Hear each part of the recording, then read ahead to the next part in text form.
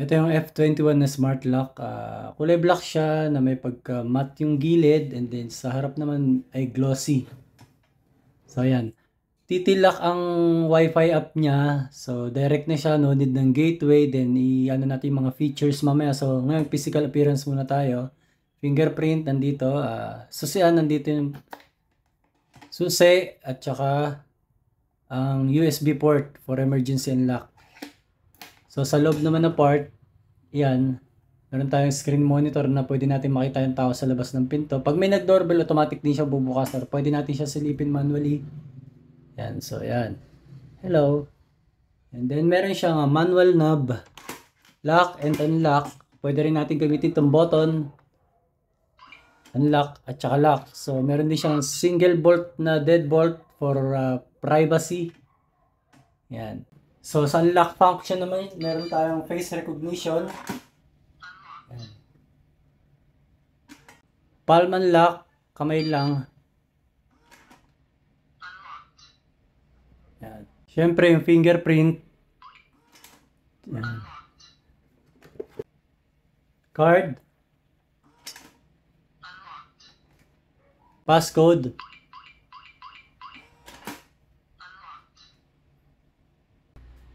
Sa mobile app naman, ang titilak, andito yung mga settings.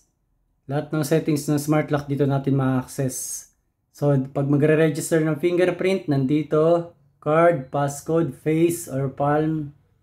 Tapos ang camera niya, pwede rin natin siyang video intercom. So, magdidepende ang response niya sa Wi-Fi connection natin. So, yan, pwede natin gamitin yung intercom na makakausap natin nasa harap ng pinto. Pinto. So, yan. Pwede natin siyang i-unlock gamit yung phone. Yan.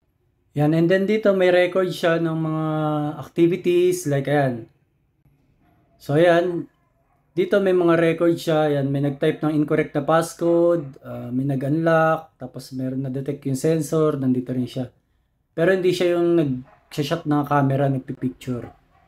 And then pagka mag-create naman tayo ng passcode or fingerprint or ng registration access, dito ang kagandahan dito, ayan, mamimili tayo kung pwedeng may expiration, tapos pwedeng one-time passcode ang i-create natin. Mag-create tayo ng pwede rin sa permanent option for admin or custom. Sa custom, pwede rin natin iset ng permanent. Ayan. Pag sinabi kasing custom, makakapag-generate tayo ng sarili nating code na gusto.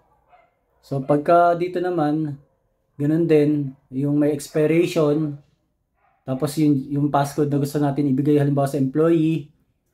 Sa recurring naman, ito yung parang everyday na pwedeng gamitin. Ayan, halimbawa, may ano lang siya, may specific day. Kung gusto mo daily, Sunday, work day, ganyan. Tapos may oras siya, halimbawa 8 to 6 PM lang gagana yung access niya.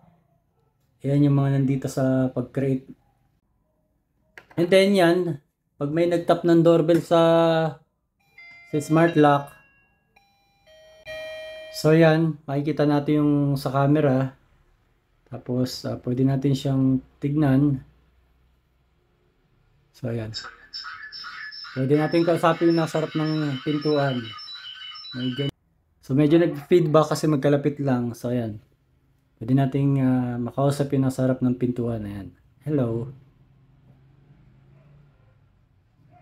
Optional, pwede rin siyang ng add-ons ng remote, unlock or lock.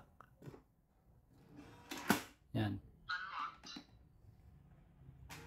Tapos pag nilock,